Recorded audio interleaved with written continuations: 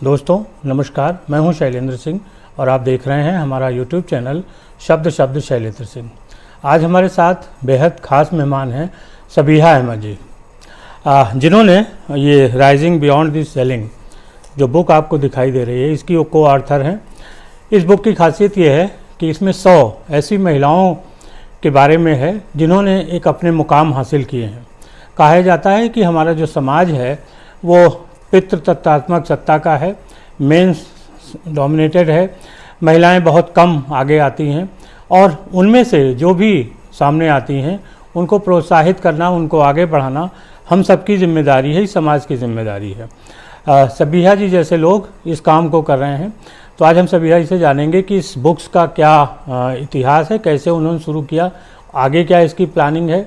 दूसरे, सबीहा जी वक्फ बोर्ड की मेंबर हैं, तो वक्फ बोर्ड पे क्या हो रहा है, किस तरीके की गतिविधियां हैं और ख़ुद वो समाज सेवी के रूप में समाज की सेवा कर रही हैं। बहुत बहुत आपका स्वागत है। बहुत शुक्रिया, बहुत बहुत शुक्रिया शैलेंद्र जी, ये मौका देने के लिए, आपसे रूबरू होने के लिए और यूट्यूब के थ्रू कई लोगों से जुड़ने के लिए। बहुत सारे आपको जानने वाले लोग आपको मिलेंगे। राइजिंग बियॉन्ड द सेलिंग ये जो मैगजीन है, बुक है, इसका क्या कॉन्सेप्ट है, कैसे आपने शुरू किया और किस लोगों के साथ मिलकर कर रही हैं? राइजिंग बियॉन्ड द सीलिंग जो एक कॉम्पेंडियम है, एक डायरेक्टरी है, ये बेसिकली इस थॉट से पैदा हुई कि अगर हम मुस्लिम औरतों का जिक्र करते हैं तो जहन में तस्वीर आती है एक थोड़ा सा इलिटरेट औरत की या फिर दबी कुचली एक महिला का जहन में शक्ल आती है। तो हमें इस माइंडसेट को तोड़ना था। हमें ये दिखाना था कि मुस्लिम औरतों ने इसी मुल्क में रहकर विभिन्न क्षेत्रों में बहुत ही रिमार्केबल काम किए हैं। तो ये एक डायरेक्टरी हम लोगों ने कंपाइल करने का सोचा, जिसकी मेन फाउंडर और ब्रेन चाइल्ड जो है डॉक्टर फरहा उस्मानी का है। डॉक्टर फरहा आपा ने ही ये हमसे डिस्कस किया और हम लोग ने इस पे हिंदुस्तान की 100 मुस्लिम महिलाओं को पहले सिलेक्ट किया।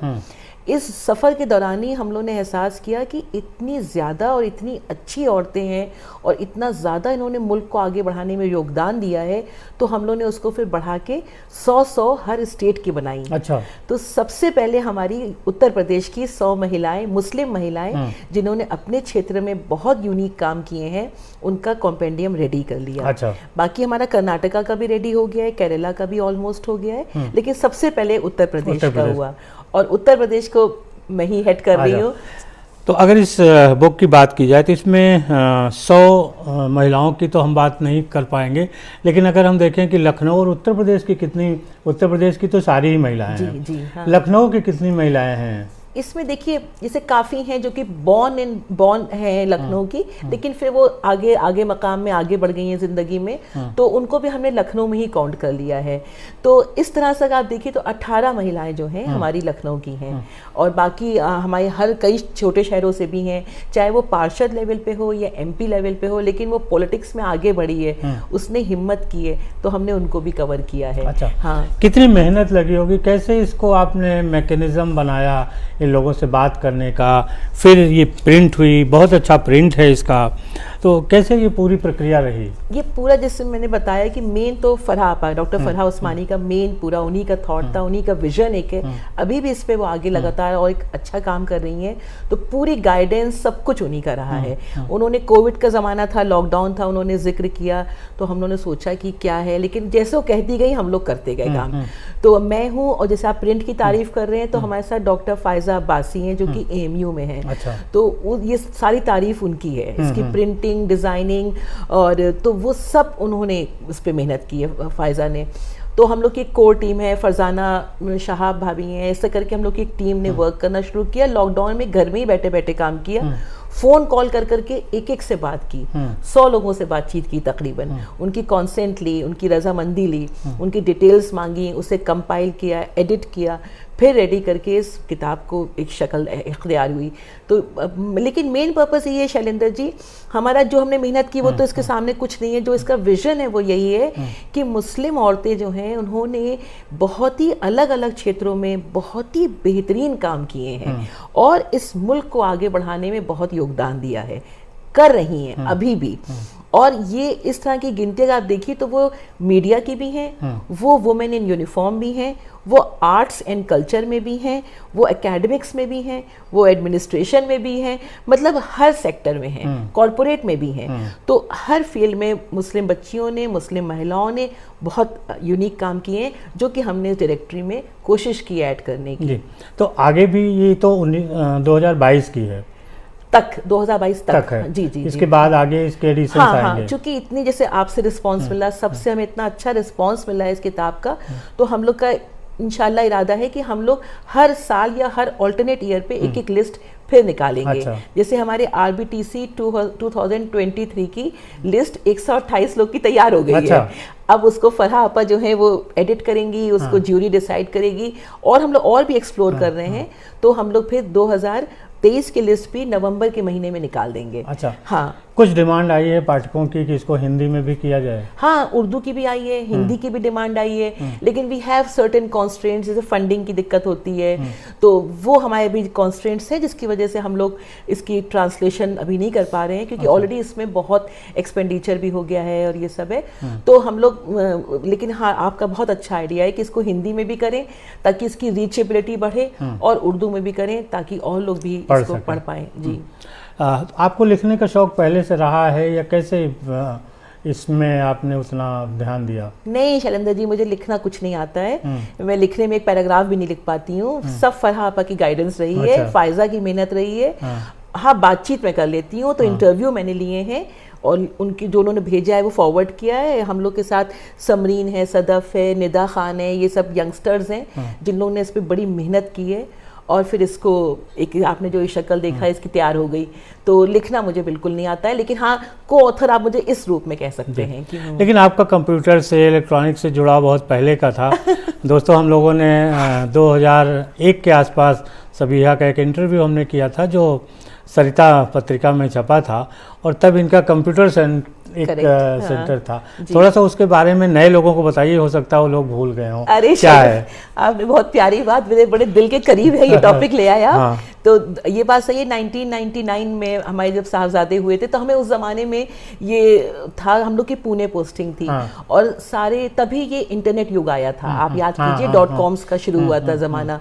तो हम लोग को रेलवे से भी सबने कंप्यूटर्स मिले थे, ये सब। तो तब उस जमाने में वो मॉनिटर और वो सब होता था, तो हम सर्व करते थे, फ्री टाइम था, लेकिन कुछ भी हमें इंडियनाइज नहीं लगता था, सब वेस्टर्नाइज लगता था। तो it was sort of irritating. अगर मैं पेरेंटिंग भी देखना चाहूँ तो उसमें समझ, तब हमें जहन में ख्याल आया कि एक हमारा ऐसा भी प्लेटफॉर्म होना चाहिए, खासतौर से विमेन का, जो उस प्लेटफॉर्म पे जो उनके लाइक माइंडेड लोग हों और जो उनके इंटरेस्ट की चीज़ें हों, सब एक ही जगह हों। तो ये सोचते सोचते उस ज़माने में 2000 की बात कर रहे हैं आप, ठीक कह रहे हैं, तब हमने ये अजीब सुनते हो .com एक लॉन्च किया था, जिसमें हम लोगों ने 20 पेज से शुरू करते करते 220 पेज का पोर्टल रेडी कर लिया था। अच्छा। जिसमें हमने एक आस्क आवर एक्सपर्ट्स था, एक उसमें कॉलम एक था मेरा मुन्ना यानी चाइल्ड केयर, और मतलब पेरेंटिंग, हाँ पेरेंटिंग या था, और फैशन था, हाउस मैनेजमेंट था, फाइनेंसेस था, मतलब हर ब्रैकेट्स हम लोग ने लिए थे उसमें, और उस पे उस पोर्टल पे काम किया था अजी सुनते हो .com। और उस टाइम उस जमाने में 54% क्लाइंट हमारी जो विजिबिलिटी थी वो सब यूएस के लोग थे, और हमारे मतलब एस कुमार से और राष्ट्रीय सहारा से बहुत बड़े बड़े ऑफर उस टाइम हुए थे हम लोगों को। लेकिन एज आई टोल्ड यू, तो मतलब हमारे हस्बैंड, हम लोग ट्रांसफरेबल जॉब वाले लोग हैं, 2-2 साल में ट्रांसफर होते थे हम लोगों के। तो I was in Nagpur, then we went to Bhopal, 10 महीने में वी वेंट टू जबलपुर, एक साथ आपको, और छोटे छोटे 2 बच्चे, तो वो मैनेज करते करते वो फ्लॉप हो गया। मतलब अजी सुनते हो हम खींच नहीं पाए, लेकिन हमारे वो हम सोचते हैं कि वो उसका रिजल्ट शायद हमको अब मिला है। हाँ। जब हमारे छोटे बेटे ने इतना अच्छा एक ये ऐप लॉन्च की है, कलाम लैब्स करके लॉन्च की है उन्होंने, और जो वो एक बॉट्स पे वर्क कर रहे हैं, उनकी फंडिंग हुई है वेंचर कैपिटलिस्ट वगैरह से, तो शायद जीन्स में रहा होगा, तो वो अब आ रहा है। तो अजी सुनते हो, तो बट ये था कि वो that was much ahead of its time, I think। लेकिन वो एक कीड़ा था दिमाग में, आप सही कह रहे, तो को ऑथर तो कह सकते हैं, लेकिन हाँ क्रिएट किया था हमने एक चीज। जी, कहीं मन में है कि उसको हम आगे रिकॉग्नाइज करें, कुछ और बढ़ाएं अब नए प्लेटफॉर्म के तरीके से? I think my son is already doing it। मतलब जो वो कर रहा है एक तरह से, उसकी रीच तो बहुत ज्यादा है इन बॉट्स वगैरह की, तो तो वो और नहीं, मुझे इंटरेस्ट नहीं है उसमें, अभी इंटरेस्ट नहीं है उसमें। हाँ, आप सुन्नी वक्फ बोर्ड के साथ में भी हैं। हाँ। क्या समस्याएं हैं वक्फ बोर्ड की, और क्या आप देख रहे हैं कि कैसे उन समस्याओं का दूर किया जा सकता है? यूपी सुन्नी सेंट्रल वक्फ बोर्ड की मैं मेंबर हूँ, मतलब गवर्नमेंट नॉमिनेटेड हैं हम। तो वक्फ का तो देखिए ये है कि ये काफ़ी जटिली प्रॉब्लम्स हैं, और आज नहीं कम से कम 50-60 साल से हैं। और इसमें मतलब इसका अगर देखा जाए, जैसे अगर इसका हम एक विजन देखते हैं तो विजन इस तरह से है कि या मुझे कुछ बनाए, मुझे एक मौका दिया गया है, तो इसमें ये है कि मुझे जो सोल्यूशन नज़र आता है, जो थोड़ा बहुत मैं कर सकती हूँ, वो यही है कि जितना हो सके इसको डिजिटलाइज कर दूँ, इसको जितना हो सके ऑनलाइन कर दें। चाहे राइट फ्रॉम आपका registration of a property, Waqf property से लेके आर्टिकल्स की सोल्यूशंस है या हियरिंग्स हैं, या जितनी चीज़ें हो सके हम लोग उसको डिजिटलाइज कर लें। अगर हम डिजिटलाइज करने में इसको सक्सेसफुल हो जाते हैं तो बाय डिफ़ॉल्ट इसमें ट्रांसपेरेंसी आ जाएगी, और इसमें मतलब जो कुछ कमियां हैं, जो बुराइयां हैं, वो ऑटोमेटिकली हटेंगी। और सबसे जो उसका असली जो हक है कि जो वक्फ की प्रॉपर्टी होती है या जो वक्फ की आमदनी होती है, उसका हक तो गरीबों का है, वक्फ होते ही गरीबों के लिए है, तो उन तक चीज़ें पहुंच पाएंगी। तो ये एक मतलब एज एन इंडिविजुअल तो मैं यही कोशिश कर रही हूँ कि जितना हो सके डिजिटलाइज हो जाए। हम लोग का जैसे रजिस्ट्रेशन वाला जो काम है वो रेजर पे से कनेक्ट होके हम लोग ने उसको सिर्फ अपलोड करना रह गया है, डिजिटलाइज कर दिया है उस लेवल तक के, और वेबसाइट हमारा फंक्शनल है ही। तो वो हम उस तरह से स्लोली वर्क कर रहे हैं। थोड़ा मुश्किल होता है क्योंकि जहाँ भी देखिए लैंड होगा वहाँ डिस्प्यूट्स होंगी, वहाँ पे कई चीज़ें होती हैं, तो उसमें we have to be extremely careful. Plus हम लोग को कई चीज़ें माइंड में रख के हर एक स्टेप लेने होते हैं। But I have strong believe कि slow and steady wins the race. तो स्लोली वी विल, अब जो अपना है फोकस कि वो वक्फ प्रॉपर्टीज़ सुचारू रूप से चलें, उसका जो बेनिफिट है 7% जो फीस है वो वक्फ बोर्ड को सबमिट हो, और रिमेनिंग जो है उसका बेनिफिट जो है गरीबों को, मजलूमों को जाए। ये टारगेट है कि उसकी आमदनी से हम लोग स्कूल बना पाएँ, उसकी आमदनी से कॉलेज बना पाएँ, तो अपने आप ही कम्युनिटी का बहुत भला हो जाएगा।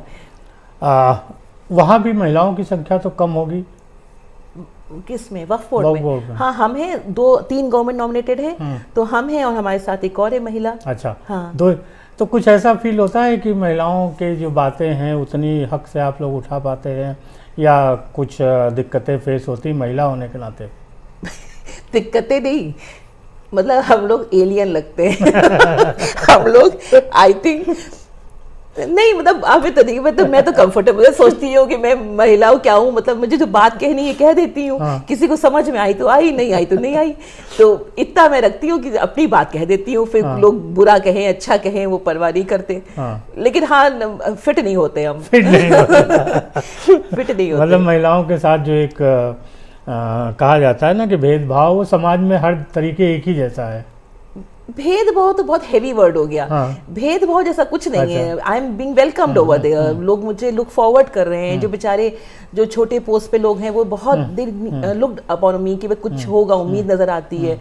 ऐसी बात नहीं है देखिए, बट थोड़ा सा वक्त लगता है हर चीज को ना। ये भी एक मेरा परिवार है, वक्फ बोर्ड भी मेरा एक परिवार है। तो जो एक रूल चले आ रहे हैं, धीमे धीमे उस पर स्लोली वर्क होगा। धीरे धीरे लोगों को लगेगा कि इनको भी जो है ये भी हमारा हिस्सा है, ये भी हम भी उनके साथी हैं, और ऐसा हमें अच्छा सपोर्ट है, मतलब अच्छा है। बट जैसे मैंने कहा शैलेंद्र जी की डिजिटलाइजेशन ही इसका एक परफेक्ट सोल्यूशन है, और जितना हम लोग ये कर पाएं उतना बेटर होता जाएगा। तभी विवाद खत्म होंगे, चीजें ट्रांसपेरेंट होंगी। और जो है सामने देख लो भाई, तुम कह रहे हो क्लेम कर रहे हो, तुम्हारी ये देख लो भाई नेट क्या दिखा रहा है, रिकॉर्ड्स में क्या है देख लीजिए आप, सब है, हमें सिर्फ उसको अपलोड करना है जी। इसके साथ साथ आप समाज सेवा में भी सक्रिय हैं और बहुत सारे लोगों को मदद देती हैं। सीतापुर के गांव की भी एक कहानी है जहां आपने बहुत संघर्ष करके बिजली पहुंचाई थी सबीहा जी ने। क्या है उस गांव की कहानी, कैसे आप उस गांव के साथ जुड़ी? ये पुरानी बात है, 2013-14 की बात है। हम लोग गए थे गांव पे ज़मीन खरीदने। ज़मीन तो नहीं पसंद आई। वहाँ पे मगरिब का वक्त हो गया और अंधेरा गुप हो गया, और कोई लाइट नहीं, कोई खंबे तक नहीं, मतलब सिरे से गायब। और we were just hardly 40 kilometres far from Lucknow. तो बड़ी हैरानी हुई कि इस ज़माने में भी लाइट नहीं है, ऐसा कैसे हो सकता है। तो फिर हम वापस तो घर आ गए, लेकिन एक जहन बना लिया कि अब इस गांव में बिजली लानी है, चाहे हमें ABCD भी ना मालूम हो कैसे आती है बिजली। फिर वही हुआ कि पापा इत्तेफाक से हमारे यूपीएससीबी में रहे हैं, chief engineer GM member engineering होकर रिटायर हुए थे। तो एक हमें एक मैके का कनेक्ट तो है ही शक्ति भवन से, तो हम फिर शक्ति भवन जाने लगे और फिर हमने रिक्वेस्ट किया और बेहतरीन हमको सपोर्ट मिला वहाँ के ऑफिसर्स से, वहाँ के मैनेजमेंट से, सबसे। और जैसे मैंने कहा ना कि वक्त लगता है, थोड़ा साल 2 साल 1.5 साल लगा, लेकिन पूरे गांव में बिजली आ गई। और फिर हमको उस साल 1.5 साल का भी बेनिफिट ये रहा कि हम गांव वालों से जुड़ गए और बार बार उनके यहाँ जाना, उनको पढ़ाना, उनसे बातचीत करना। फिर धीरे धीरे गवर्नमेंट की सारी स्कीमें हमने उतार दी वहाँ पर, मुख्यमंत्री समग्र ग्राम विकास योजना, प्रधानमंत्री आवास योजना, फिर वो इज्जत घर, ऐसे करके जो वो कुटुंब योजना, ये सब करके वहाँ उतार दी। तो ऑटोमेटिकली वो गांव फ्लरिश करने लगा है, बहुत अच्छा हो गया, वो बिजली भी आ गई पैरेलल में।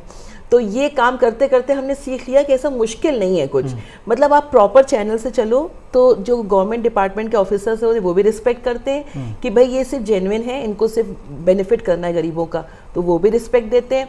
गरीब तो बेचारा मुंतजर है, वो तो चाह ही रहा है उसका कुछ भला हो जाए, उसको सिर्फ ये है कि वो होपलेस होता है, वो उसको कोई होप नहीं होती, उसको लगता है आज ही आई है, गाड़ी से उतरी है, महीनों दिखाई नहीं देंगी, उसको ये पता होता है। तो आप जब उसको जाते हो, फेथ पैदा होता है, कहता है ये तो हमारी अपनी है।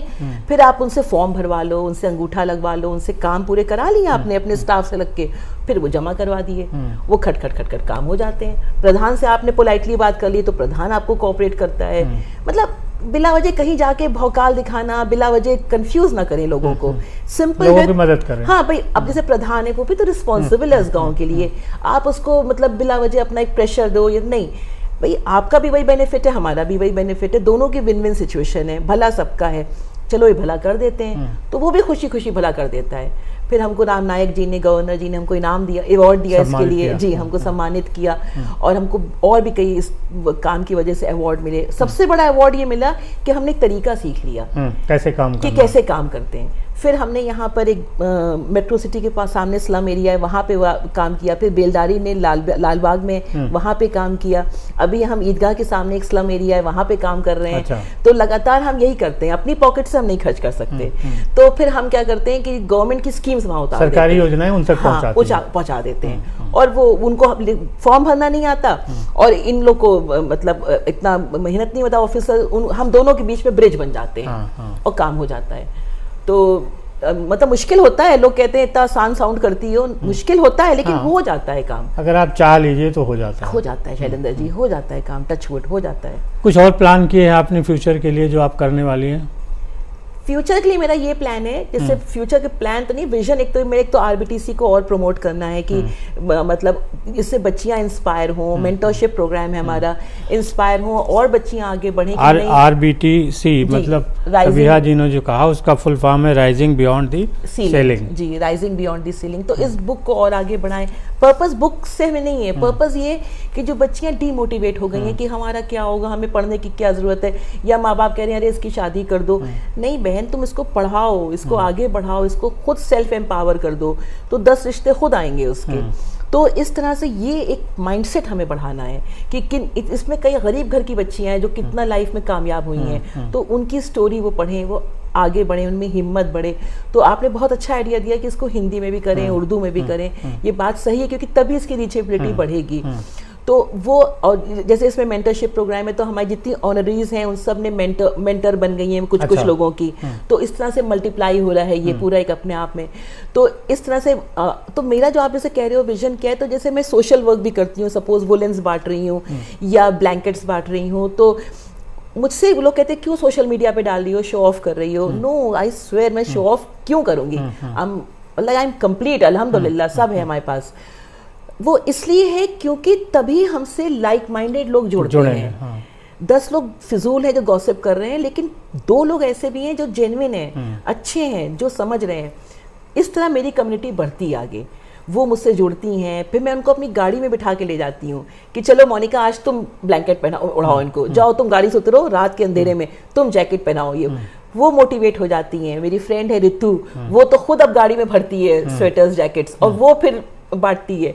मतलब इस तरह में I just change my friends every day. Reason is कि तुम लोग आज बांटोगे, तो इस तरह से मल्टीप्लाई हो। वो लोग खुद भी सब बहुत जेनरस लोग हैं, लेकिन एक झिझक होती है भाई रात में गाड़ी से निकलना और स्ट्रेंजर्स को पहनाना, हिम्मत चाहिए इन चीज़ों के लिए, लेकिन फिर देखती है ये तो आसान है, सेफ है, फिर उनमें ये चीज़ मल्टीप्लाई होती है। तो हमारा ये कहना है शैलेंद्र जी, जैसे मैं 2 चीज़ों पे बहुत स्ट्रांग बिलीव करती हूँ, मैं चाहूँगी आप भी ये बात हमें आगे तक पहुँचा दें। एक चीज़ ये कि ऑल ऑफ अस, जैसे हम सब हैं, वी आर ब्लेस्ड वंस, हम लोग के पास बहुत है, टच वुड, अल्हम्दुलिल्लाह। It's our time to give back to society, it is necessary. I me myself बहुत हो गया, please give back to society. ज़्यादा नहीं तो 0.5% दीजिए, लेकिन कुछ करिए, फाइनेंसेस से, एफर्ट से, हाथ पैर से। ये मत सोचिए कि कोई समाज सेवा कर रहा है तो उसे पॉलिटिक्स में जाना है, नहीं, पॉलिटिक्स के ऑफर इंसान रिफ्यूज़ कर चुका है, वो जेन्युइनली चाह रहा है कि ये चीज़ें समाज बेहतर हो। तो एक तो पहला पॉइंट ही मेरी रिक्वेस्ट है सबसे ख़ास तौर से महिलाओं से कि प्लीज़ आप लोग भी सब लोग थोड़ा थोड़ा एफर्ट करें और अपने 24 घंटे में से 2 घंटे भी निकालें। और कई लोग बहुत बेहतरीन काम कर रही हैं, वो हमारी तरह बोल नहीं रही हैं लेकिन कर रही हैं, आई सैल्यूट देम। लेकिन और भी लोग आगे बढ़ें और ये करें तो धीरे धीरे बहुत बेहतर हो जाएगा। दूसरा मेरा जो पॉइंट है वो ये पूरे मुल्क के लिए, पूरी कंट्री के लिए, कि कंट्री कोई भी हो, चाहे अगर हम हिंदुस्तान की बात कर रहे हैं तो ये सिर्फ 2 लोगों में बटी होती है या होनी चाहिए। मेरा कहना है, एक अगर सपोज अनफॉर्चुनेटली वहाँ पे कुछ गरीब हैं, अगर एक सेक्टर कुछ गरीब का है तो बाकी पूरा सेक्टर होना चाहिए गरीबी मिटाने वालों का। जी। अगर ये बाकी सेक्टर गरीबी मिटाने वालों का होगा ना तो ये सारे गरीब ही क्लियर हो जाएगा, फिर एक पूरा और बाय डिफ़ॉल्ट एक हमारा एक प्रॉस्परस कंट्री हो जाएगी। तो डोंट से कि what government has done for you, what government is doing for you, या सरकार ने क्या कर दिया। इनफ से आपने एक देश के लिए क्या किया है, आपने अपने मुल्क के लिए क्या किया है। मतलब मैं ये 2 चीज़ों पे बहुत बिलीव करती हूँ। बच्चों को भी डांट लगाती हूँ, दोनों बेटों को, don't complain, don't criticise, don't be an escapist कि मैं इंडिया छोड़ दूँ ये वो, नो। मतलब ये है कि tell me what you have done for your country. Trust में शैलेंद्र जी, लोग ब्लैंक हो जाते हैं, कहते हैं अरे मैं टैक्स देता हूँ ना, मैं टैक्स दे रहा हूँ ना, मैं ट्रैफिक रूल फॉलो कर रहा हूँ ना, कर तो दिया कंट्री के लिए, और क्या करूँगा। आप एक्चुअली एक पेज का ऐसे लिखिए, एक पेज का ऐसे लिखिए 2 अक्टूबर को गांधी जी को, और उसमें लिखिए कि मैं इस देश का पैदा हूँ, मेरी आज इतनी उम्र हो गई है और मैंने अपने देश के लिए फला फला फला फला फला काम किए हैं। देखिए आपका पेज भी नहीं भर पाएगा। एक सवाल और है चलते चलते कि आप वक्फ बोर्ड की हैं, गवर्नमेंट की तरफ से नॉमिनेट हुई हैं, कहीं ना कहीं आप मोदी सरकार या योगी सरकार की तरफ से हैं, कुछ लोग क्रिटिसाइज करते हैं, तो कैसे मुकाबला करती है? नहीं, मैं किसी सरकार की तरफ से नहीं हूँ प्लीज। मैं खुद, मुझे लगता है कि अल्लाह की ब्लेसिंग्स है, मुझे बना दिया गया है, क्योंकि I just lost my father same week. तो मुझे लगता है कि मेरे पापा ही की शायद दुआएं थी कि मुझे ये तश्तरी में सच के मिल गया। वक्फ बोर्ड लोगों को लगता होगा ना कि आप लगने दीजिए, मुझे क्या मतलब, वो नहीं है, वो दिक्कत नहीं है, मतलब वो अलग बात है। आपका सवाल क्या था? सवाल ये था कि भाई कुछ लोग जो आपकी कम्युनिटी के हो सकता है कि क्रिटिसाइज करते हो कि आप किस सरकार के साथ हैं, क्या है, तो कैसे मतलब इन चीज़ों का मुकाबला करती हैं? देखिए, मैं ना सच्चाई के साथ हूँ। अगर जहाँ पे जो कोई गलत है तो मैं उनसे भी डायरेक्टली क्वेश्चन कर सकती हूँ, और जहाँ तक अगर सपोज आरएसएस या बीजेपी कहीं गलत है तो मैं पोलाइट हम्बल वे में उनसे भी सवाल कर सकती हूँ कि भाई आप ये क्यों गलत कर रहे हो। आप कहते हो कि आपको भारत माँ से प्यार है, तो माँ के लिए तो सारी औलादें बराबर होती हैं, तो आप किसी औलाद के साथ पार्शियलिटी कैसे कर सकते हो? नहीं कर सकते हो ना। सिमिलरली मैं इधर वालों को भी जवाब देती हूँ, मैं ये कहती हूँ कि लोग डरते हैं कातिल की परछाई से, हमने कातिल के दिल में ही घर कर लिया। वाह। तो हम ठीक है, आप डरो घबराओ उनसे, लेकिन ठीक है, फेस करो उस चीज को। जब आप खुद गलत नहीं हो, जब आपका अल्लाह पे इतना स्ट्रॉन्ग बिलीफ है, तो डर किस बात का है? मतलब डरने का कोई लॉजिक नहीं समझ में आता हमको। तो वो मतलब मेरे लिए सच मानिए, बीजेपी आरएसएस ये सब भी इतना इंपॉर्टेंट नहीं है जितना कंट्री है जी। और country is much above these things, much above these things. समाज और देश, यही हमारे लिए सबसे खास है। true. बाकी तो चीज़ें पार्टियां हैं, आती जाती रहती हैं, कभी कोई आएगा कभी कोई आएगा। हाँ जी शैलेंद्र जी। तो हाँ, और कुछ आप चलते चलते कहना चाहती हैं? आपके लखनऊ के लोग हैं, दर्शक हैं, कुछ नए साल में? लखनऊ के लोग तो लखनऊ तो मतलब लखनऊ एक शहर नहीं है, लखनऊ एक नशा है। तो लखनऊ इज एन एडिक्शन। तो लखनऊ के लोगों से ये कहूँगी कि भाई जो एक बनी हुई है जो लखनऊ की इज्जत, लखनऊ की तमीज़ तहजीब, उसको कायम रखिए। आप अगर सड़क पे गाड़ी भी चला रहे हैं तो उसके जहन में रखिए कि आप लखनऊ के बाशिंदे हैं। सड़क पे चल रहे हैं तो भी वही अंदाज रखिए। तो और मतलब एक गिविंग का नेचर ले आइए अपने में। वंस यू स्टार्ट गिविंग तो ट्रस्ट में एबेंडेंस आता है आपके पास। लखनऊ ने आपको बहुत कुछ दिया, अब आप लखनऊ को दीजिए। हाँ। मतलब समाज को कुछ दीजिए, यही आपका संदेश है। करेक्ट, बिल्कुल सही कह रहे हैं आप। बहुत शुक्रिया सबीहा जी आपका, और सभी साथियों आपका भी शुक्रिया। आप इस बुक्स को पढ़ सकते हैं। मैं कोशिश करूँगा कि आपको कॉन्टैक्ट नंबर डिस्क्रिप्शन में दे दूं, जहां से आप इसको मंगा सकते हैं। और जब भी आगे एक नई बुक लॉन्च होगी हम फिर उस पर बात करेंगे और आप सबके साथ कनेक्ट होंगे। शुक्रिया, धन्यवाद। Thank you.